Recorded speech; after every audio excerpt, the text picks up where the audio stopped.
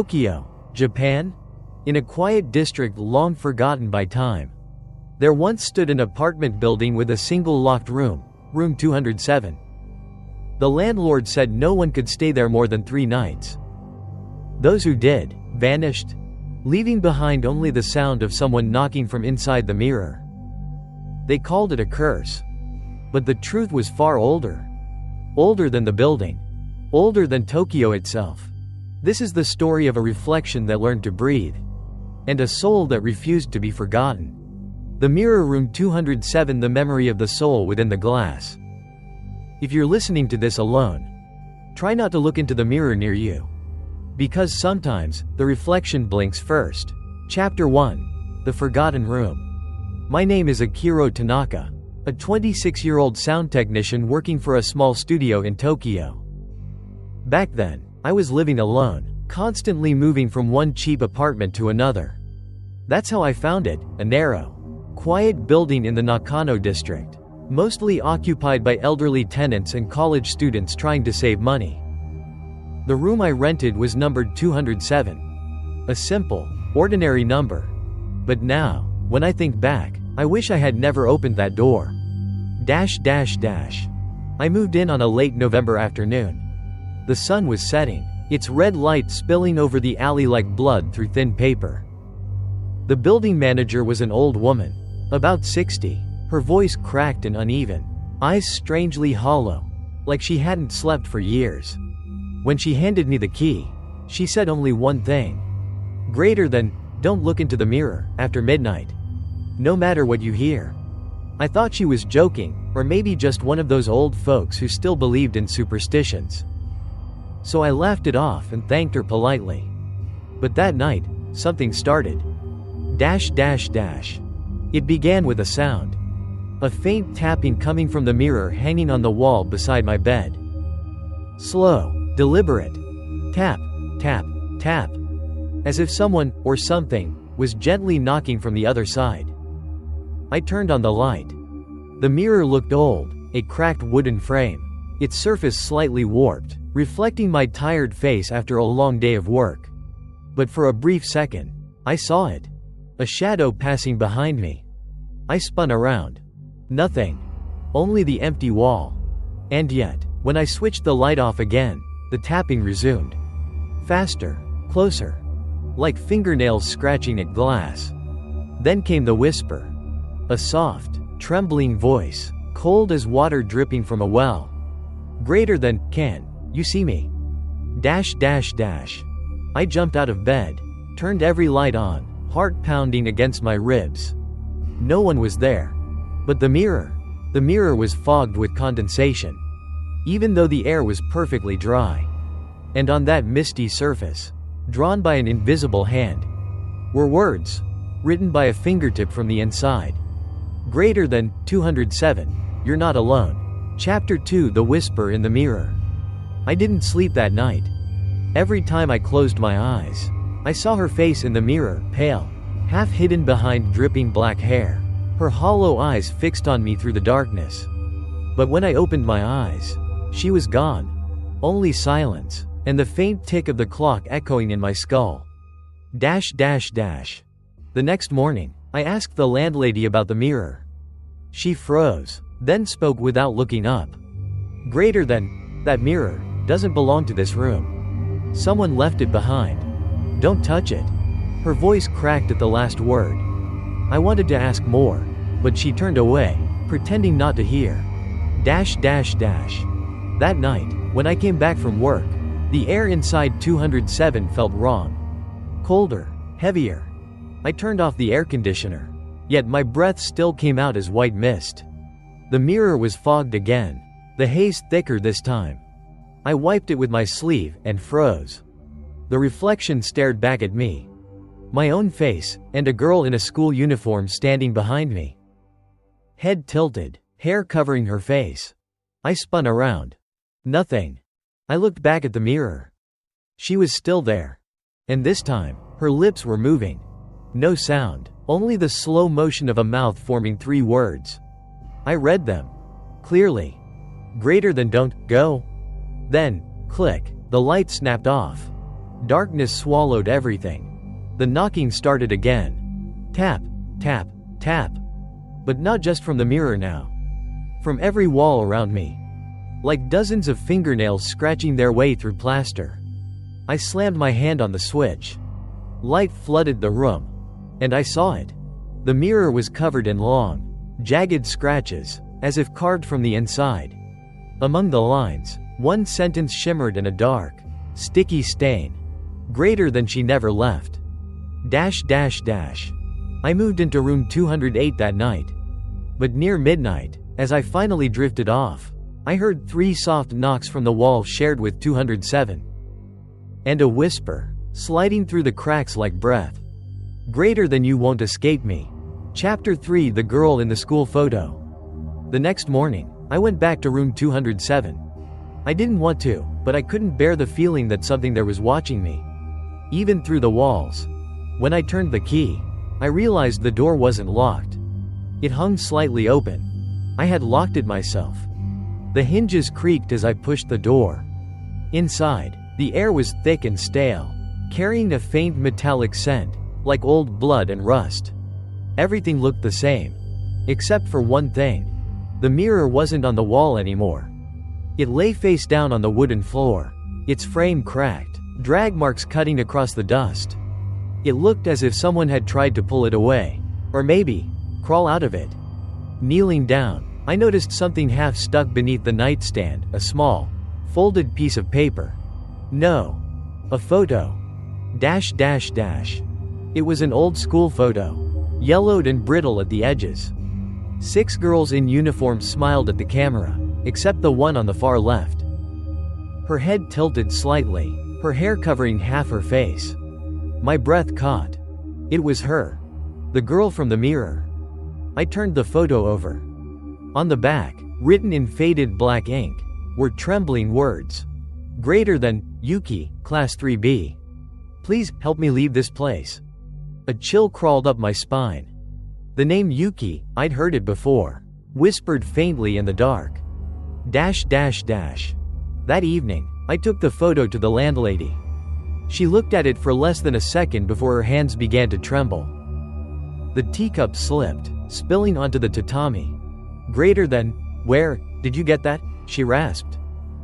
In room 207, I said, who is this girl? The old woman's face turned ashen. Her voice dropped to a whisper. Greater than, she died there. Over 20 years ago. Greater than, she died in the room? The woman nodded. Greater than, summer of 1998.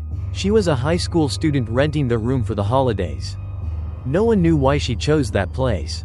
One night, the neighbors heard glass shattering. When the police forced the door open, she was lying in front of the mirror. Her throat was slit, blood everywhere. The woman's eyes glistened. Greater than, but the strange thing was, the mirror was clean. Not a drop of blood. Only a single handprint, from the inside. Dash dash dash. I felt my stomach twist. Greater than, her name, was Yuki? The landlady nodded, a tear slipping down her cheek. Greater than, since then, no one lasted more than 3 nights in that room. Some said they saw her in the mirror. Some heard her calling them after midnight. And those foolish enough to touch the glass. She looked away. Greater than, they were never seen again. Dash dash dash. That night, I returned to room 207. The mirror was upright again. Clean, as if freshly polished. My reflection wavered slightly, rippling like water. I took a deep breath. Greater than, Yuki, if you can hear me. What do you want from me? No answer. Only the faint chill of breath against the glass. Then, suddenly, a handprint appeared. Pale, thin, pressing from the other side. And a whisper followed, trembling, broken. Greater than, save me, before you become me. Chapter 4: The Curse of Reflection. After that night, sleep became impossible. Even when I closed my eyes, I saw her standing there. Behind the glass, watching me breathe. Days blurred together. I began to notice strange things. Whenever I looked into a mirror. In my apartment, in public bathrooms, even in train windows. My reflection felt delayed. If I smiled, it smiled half a second later. If I turned my head, it lagged behind, as if it had to remember how to be me. And sometimes, its eyes weren't looking at me at all. They were staring over my shoulder, at something I couldn't see. That night, I set up a small camera facing the mirror in room 207. If this was madness, I wanted proof of it. I pointed the lens directly at the glass, pressed record, and sat in the dark, watching the live feed on my laptop. At exactly 12:07 a.m., the surface of the mirror began to fog. A pale handprint appeared. The camera, mounted firmly on the tripod, suddenly began to move, on its own, slowly tilting until it faced the bed. Someone was sitting there, a blurred silhouette with hair hanging over the face. The microphone picked up faint, wet breathing. Then a whisper slid through the speakers. A woman's voice, low and near, so close it felt like she was beside my ear. Greater than, "Do you think you're watching me?" I spun around. No one. When I looked back at the screen, my reflection was smiling. A wide, broken grin stretching too far. A smile I wasn't making. And then, it waved. I lunged for the mirror, shattering it with my fist. Shards flew everywhere, cutting deep into my skin. Blood dotted the floor. But even as I stared at the fragments, each tiny piece still showed me. Each one smiling that same distorted smile. Panicking, I swept the shards into a trash bag, dragged it down to the basement, and left it there. But when I came back to my room, the mirror was whole again. Brand new. Polished. And in its reflection, Yuki was standing behind me, smiling faintly in the dark. Chapter 5: The Basement and the Second Mirror. I couldn't stand it anymore. The air in room 207 felt like it was breathing with me. Cold, heavy, aware. Even when I destroyed the mirror, another always appeared, as if the room itself refused to forget. The next morning, I made a decision. I would go to the basement, where I dumped the bag of broken glass the night before. The corridor down there was damp and narrow, lined with rusted pipes that groaned with every step I took. The light bulbs flickered, casting thin, nervous shadows along the concrete walls. The smell of mold and old water hung in the air. At the end of the hall, I found a metal door secured with an ancient padlock. It looked like no one had opened it in years. But when I tugged on it, the lock snapped clean off, brittle with rust. I pushed the door open and stopped breathing. Inside were dozens of mirrors. Tall, small, round, square, every kind imaginable.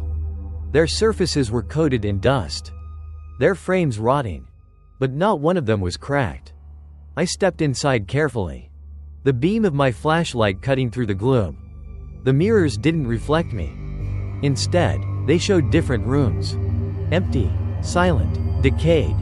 Each mirror seemed to open into a separate world. One mirror, larger than the rest, caught my eye. It was old, about 2 meters tall, its surface faintly shimmering as if it were breathing. I wiped it clean, and my blood turned to ice.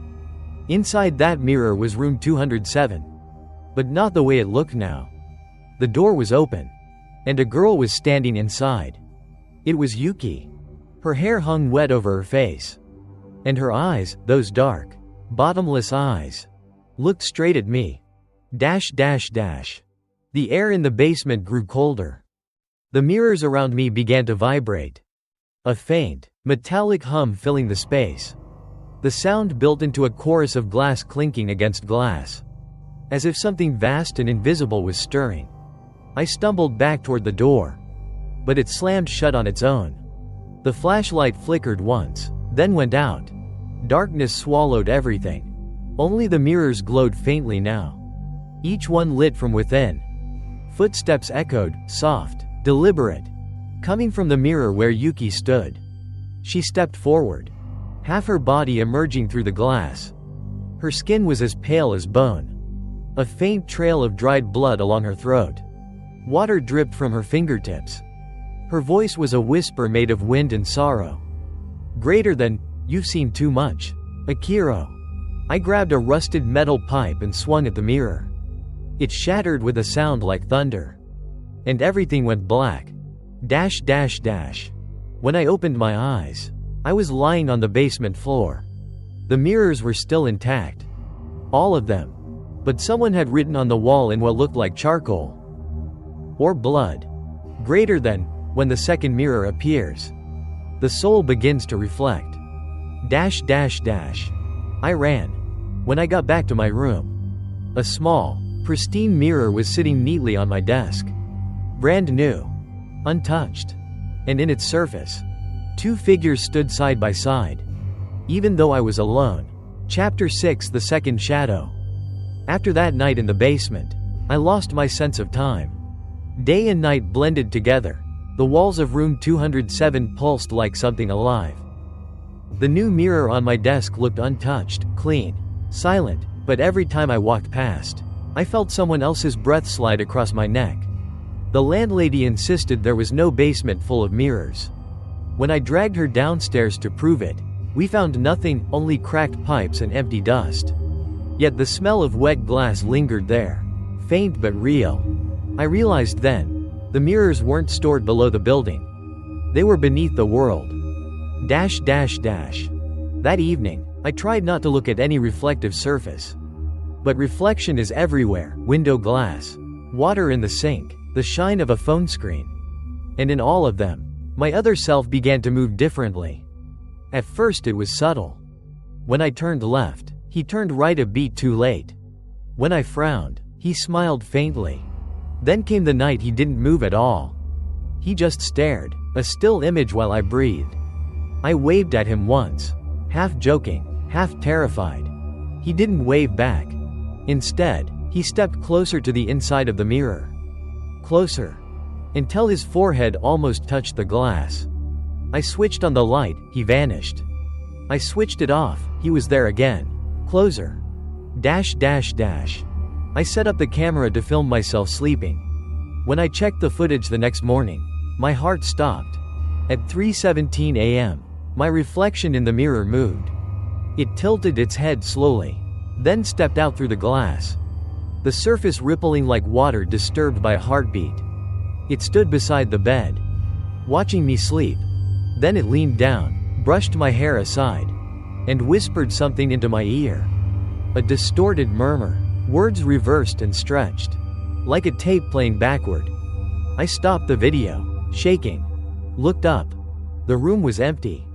But in the mirror, my reflection was smiling again. There was blood on the collar of its shirt. I looked down. My shirt was clean. When I met its eyes, it raised a hand and pressed its palm to the glass. From somewhere inside the mirror, my own voice murmured, "Greater than, do you still think you're the real one?" I stumbled backward, hit the nightstand, felt a sharp pain and everything went black. When I woke, daylight was streaming in. The room was quiet. But the mirror no longer showed me. It showed a man sleeping on the bed. With my face. Chapter 7: Replacement. When I woke, I couldn't feel the air on my skin. The sunlight was there, but it didn't warm me. Everything looked reversed, left became right. The clock hands moved the wrong way. And when I looked toward the mirror, my blood ran cold. I was inside it. On the other side, in the real room, he, the other me, sat up in bed, stretching lazily. My expression on his face, my movements copied perfectly. Except for the faint smile curving his mouth. I pounded on the glass. Greater than, get out of my body.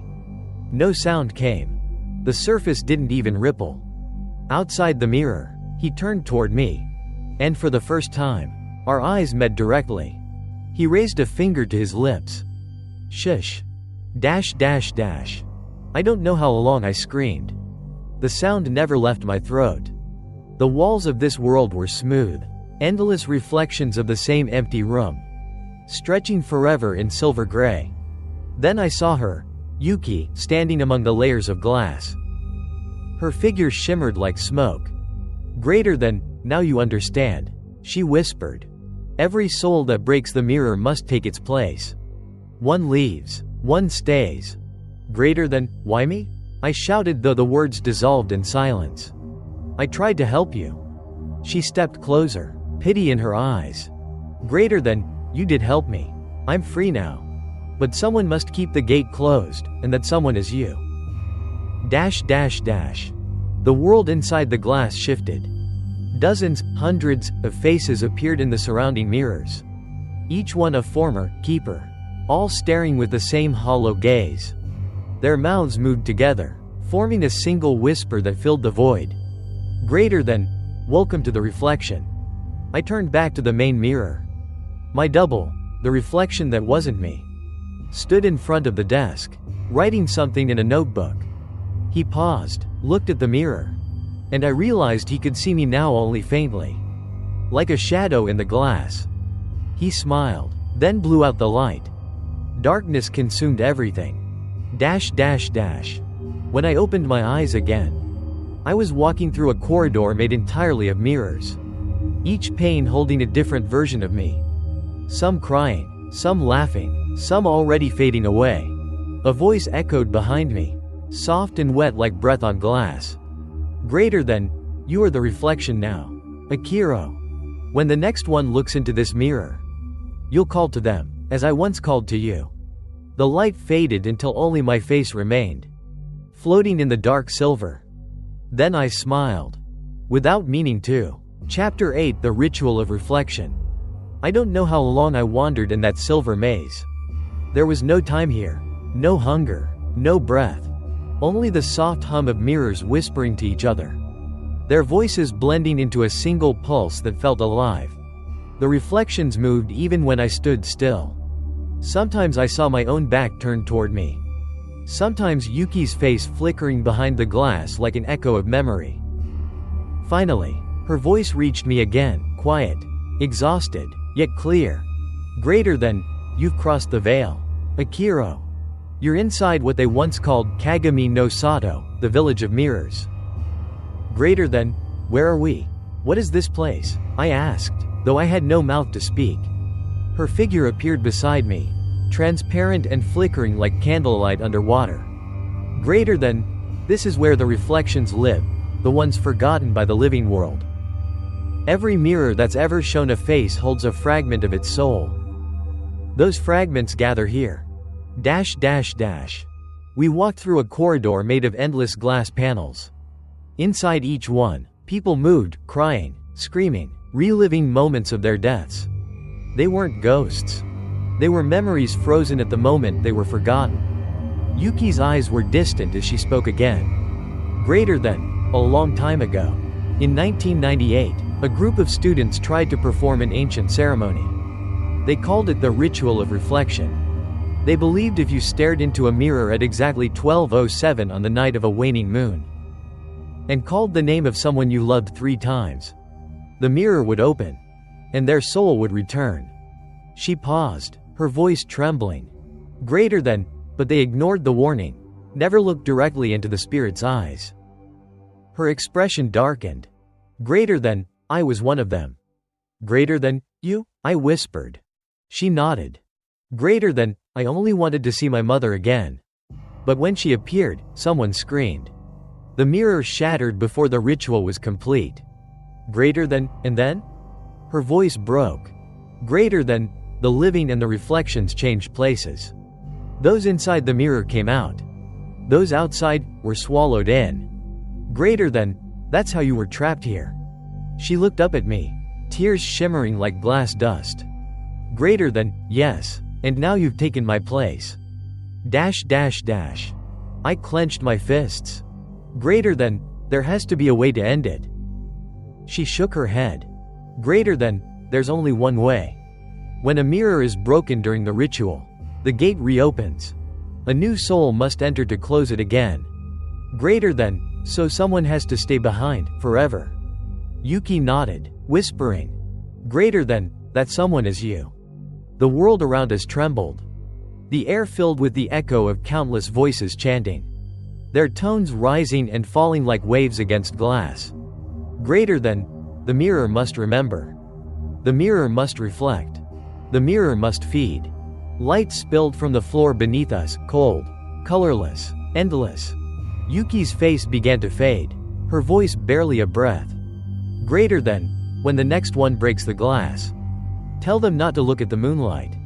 It wakes the mirror. Her body dissolved into silver dust. And I was left alone again. Surrounded by thousands of mirrors whispering the same word. Greater than, remember, remember, remember? Chapter 9 The New Tenant. A week after the ritual, silence ruled the mirror world. No movement, no sound, only the thin silver glow that kept me from fading. Then I felt it, footsteps above. Someone new had opened the door to room 207. Through the glass I saw them. A young couple carrying boxes, laughing as sunlight spilled across the floor. Their joy filled the room like a language I no longer understood.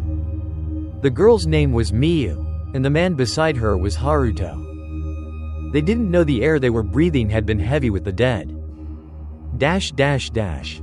That first night, Miyu brushed her hair before the mirror. Her reflection was soft, alive, innocent. I pressed my palms against the inside of the glass, desperate to warn her. Greater than, don't look, please don't look. But she couldn't hear me. She tilted her head, sensing something behind her, and smiled nervously. Greater than, Haruto, this mirror is beautiful, she said. He laughed from the next room. You and your horror stories again. When he left to smoke, Miyu stayed. She leaned closer, eyes curious, and the mirror breathed. A faint fog rising between us. Then came the tapping. Tap, tap, tap? Not from me. From deeper inside. A voice, soft, feminine, broken, echoed from behind my reflection. Greater than, you failed. Akiro. It was Yuki. Her eyes glimmered through the haze. Darker than the void. Greater than, you didn't guard the gate. She looked into the glass. The cycle begins again. Greater than, no, I shouted, pounding the surface. I didn't call her, she looked on her own. Yuki's whisper crawled through the silver. Greater than, intent doesn't matter. The mirror remembers every gaze. Miyu gasped as the surface of the glass rippled. A pale hand, small, wet, slid outward and gripped her wrist. She screamed, but Haruto's footsteps were already running toward her. The lights flickered. The room shook. When he burst through the door, the mirror exploded into a storm of shards. When the pieces settled, only Haruto remained. Kneeling, shaking, calling her name. Inside the mirror shards scattered around him. Miyu's face stared back from every fragment. Time lost meaning again. She stood beside me now. Within the mirror world, eyes wide, trembling. Greater than, why am I here? She whispered. I wanted to tell her the truth. But all I could manage was a broken breath. Greater than, because I once asked the same question. Beyond the glass, Haruto sobbed, pressing his hand against a shard that still reflected her. Soon, I knew, he would start to hear her voice too. And when he answered, the mirror would open once more. Chapter 10 The Last Call. 3 days after Miyu vanished, room 207 was sealed. But Haruto refused to leave. He sat before the shattered mirror, its pieces scattered like silver snow, talking softly into the shards as though they could still hear him. Neighbors said they heard him whispering her name at night. They said he never slept. They said he wasn't alone. They were right. He wasn't. I was still there. And so was she. Miyu, he whispered one night, voice shaking. If you can hear me, please answer. I'll bring you back, I swear. I pounded against the inner side of the glass, screaming for him to stop, but my words only rippled across the surface. Behind me, Miyu's reflection stirred. Her face pale, her mouth trembling with grief. Greater than, he's calling me, she said, tears streaking down her cheeks. He still loves me. Greater than, you can't answer. I told her. If you do, the mirror will open again. But love is deaf to warnings. She pressed her hand against the glass. Greater than, just once, she whispered. I need to touch him once. At exactly 12:07 a.m., Haruto lit 3 incense sticks, placing them before the largest shard of mirror he could find. He opened his notebook, one of the old papers left behind in the apartment, and read aloud. Greater than, O soul that lingers in the silver glass. If you hear my voice, show me the one I have lost. The temperature dropped instantly. The air froze, white fog curling from his breath. The lights flickered and died. A single shape began to form in the reflection. Miyu, standing amid swirling mist, her hands reaching out. Greater than, Haruto, she whispered. He fell to his knees, crying, stretching his hands toward her image. Greater than, I'm here. I'll save you. I ran toward the mirror from the other side, trying to push her back, but the surface burned my palms like fire. All around us, the mirrors of the other trapped souls began to hum. They opened, one by one, glowing white. The gate was waking. Dash dash dash. Wind howled through both worlds. The ground trembled, and the voices of hundreds of souls rose into a deafening chorus. From every mirror came faces, eyes opening for the first time in decades. Greater than, we remember. We remember our reflections? The glass walls split open. Yuki appeared amid the storm of light, her voice frantic. Greater than, it's not strong enough. He's breaking the seal. Greater than, how do we stop it? I shouted. Greater than, you can't, she said. Once love crosses the glass, both worlds merge. Haruto reached into the shard. Miyu's fingers touched his. The moment their skin met, a white flash engulfed everything. The scream that followed wasn't human. It was the sound of every reflection in existence awakening. Dash dash dash. When the light died, there was silence. No Haruto. No Miyu. No Yuki. Only me, alone again. And thousands of mirrors vibrating in the dark. Each one whispering my name. Greater than, Akiro, Akiro, Akiro. They were calling me. But I was no longer sure if they were voices of the dead, or my own reflections trying to get out. Chapter 11 Eternal Reflection. Time didn't exist here. No sunrise. No heartbeat. Only the slow, steady pulse of glass, breathing, whispering, remembering. I had become part of it. The mirror no longer showed me, it was me. And every whisper that crossed its surface flowed through my mind like water under ice. The faces of the lost drifted by in the silver glow. Yuki, Miyu, Haruto, hundreds of others. Their eyes half closed, their mouths moving in silent prayer. Each one repeating the same word. Greater than, stay. Dash dash dash. Yuki appeared again, faint and fragile, like moonlight on smoke. Greater than, it's over, she said softly. The ritual closed, the gate sealed. Greater than, then why am I still here? I asked. Because the seal needs a keeper. You are the last one left who remembers both sides. She smiled sadly. Greater than, every century, one soul stays. If the mirror ever breaks again, the worlds will bleed together once more. Her hand reached out, transparent fingers brushing my cheek. Greater than, you have become the guardian of reflection. Greater than, a guardian, I murmured, or a prisoner? She tilted her head, her smile fading. Greater than, there's no difference here. Dash dash dash. Far above, faint tremors ran through the glass, vibrations from the world of the living. Voices echoed from beyond the mirror. Distant, muffled, curious. Someone was there. Greater than, looks like they're tearing the building down. Yuki whispered. They think the curse will end when the walls fall. I looked up toward the rippling light above us. Greater than, will it? She shook her head. Greater than, no, the mirror is not the room. The room was only its doorway. Wherever a reflection exists, the gate remains. Dash dash dash. My body was dissolving, the last trace of flesh turning to shimmering dust. I could see through myself now, my veins filled with light. In that final moment, I understood. The mirror didn't trap souls out of cruelty. It kept them, because the world of the living had forgotten them.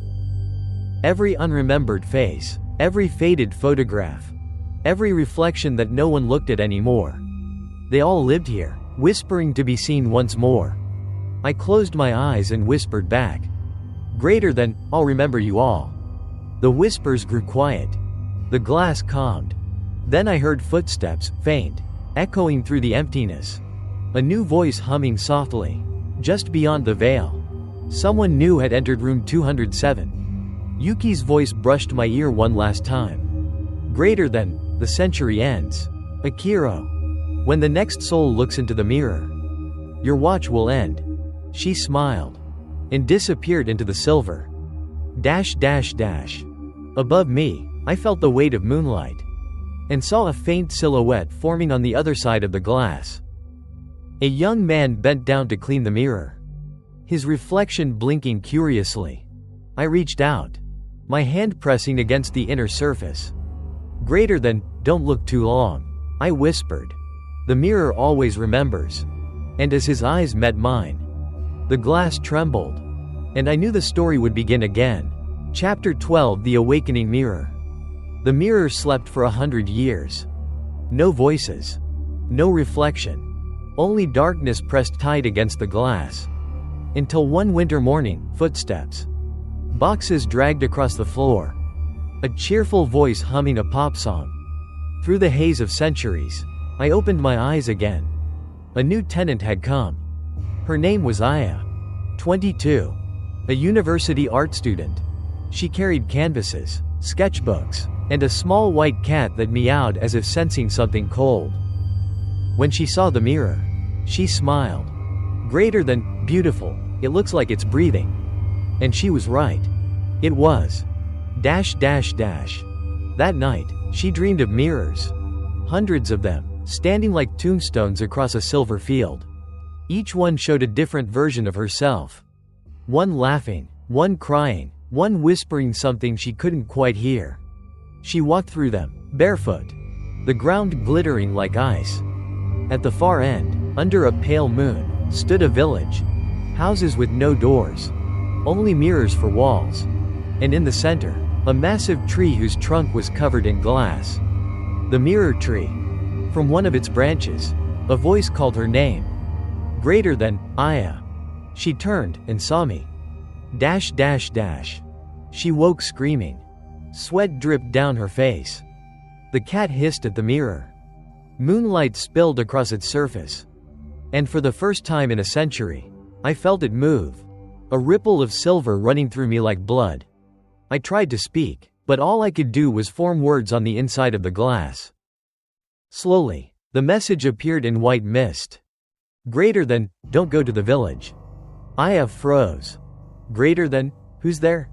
I wrote again, frantic now. Greater than, the mirror is opening. Don't look long. She stepped closer instead, eyes wide, fascinated. In her reflection, hundreds of faces began to appear behind mine. The souls of all those who had ever been trapped. Their eyes opened one by one. The mirror shuddered. Rock. Cracks spider webbed across the surface. And a soft humming sound rose from within the glass. As if something vast was waking up. The cat hissed again and bolted from the room. The lights flickered. Aya's reflection smiled at her, though she herself did not. And in that twisted grin, another face bloomed beneath hers. Yuki's. The air turned cold enough to frost her breath. She stumbled backward, whispering. Greater than, no, this isn't real. But the whisper came back. Not from her lips. From the reflection. Greater than, every mirror remembers the last soul that stared too long. The cracks widened. And from their edges leaked a faint silver mist. Curling through the room like smoke. Then, silence. When Aya finally dared to look again. The mirror had healed. Perfect. Smooth. Untouched. But in the faint reflection of moonlight, a shape lingered just behind her shoulder. Watching. Breathing. The mirror had awakened. Chapter 13, The Mirror Tree. The Forbidden Village, Kagami no Sato. When I had touched the mirror, it was no longer cold. It was soft, like the surface of still water. Her hand sank in up to the wrist before she could pull back. Light spilled around her fingers, white, liquid, soundless. Then the floor vanished. Dash dash dash. She fell through silver darkness, hair streaming above her like smoke, until her feet hit solid ground. A field glittering with shards of glass. Each shard reflected a sky made of mirrors. Before her stretched a village of silence. Every house was the same, walls of polished glass, doors of reflection, windows showing scenes that didn't belong to this world. People eating, crying, sleeping, unaware they were being watched. Greater than Kagami no Sato. I whispered beside her. The village of mirrors. She turned, startled. Greater than, who are you? Greater than, I was the last guardian. I said. Now I'm only what's left of his memory. Dash dash dash. A low hum vibrated through the ground. At the center of the village stood the mirror tree. Its trunk black as obsidian. Its bark embedded with thousands of circular mirrors. Every surface moved slightly, like breathing skin. From each mirror, a face looked out, crying, smiling, begging. The wind carried their voices in faint fragments. Greater than, remember me, remember me? Aya took a trembling step closer. Greater than, these faces, are they alive? Greater than, no, I said quietly. They're remembered. She frowned. Greater than, then what am I doing here? Greater than, the mirror chose you.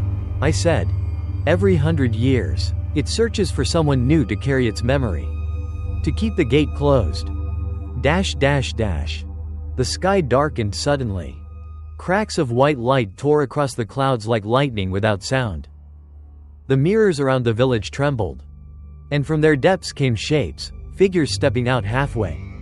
Their skin pale and dripping with glass dust. One by one they spoke in a single voice. Greater than, the seal weakens, the guardian is fading. Aya clutched her chest.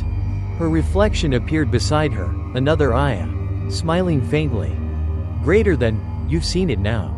The reflection said. That means you belong to it. She backed away, shaking her head. Greater than, no, I don't belong here. Greater than, all who see their other self do. The reflection whispered. It reached out and touched her shoulder. Aya screamed as her skin shimmered like mercury. Dash dash dash. The mirror tree pulsed. A single mirror in its trunk opened like an eye, revealing a storm of light within. From it, Yuki's voice echoed faintly. Greater than, find the heart of the tree. Break it before it chooses you. Aya turned to me. Greater than, can you help me? Greater than, I can guide you.